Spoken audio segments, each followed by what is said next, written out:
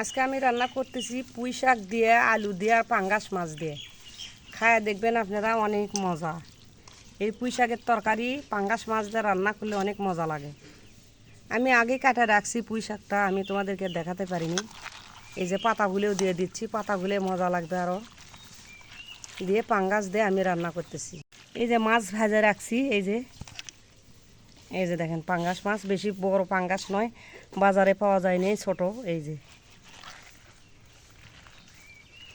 আমি এগুলো দিয়ে রান্না করব, এই জন্যে অনেক স্বাদ লাগে, অনেক মজা লাগে।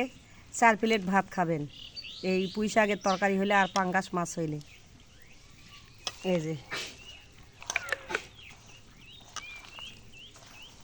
এরকম করে মাখিয়ে দেওয়া লাগবে, মাছগুলো ভিতরে একটু একটু করে দেবেন, দিলেই মজা লাগবে, অনেক স্বাদ লাগবে খাইতে।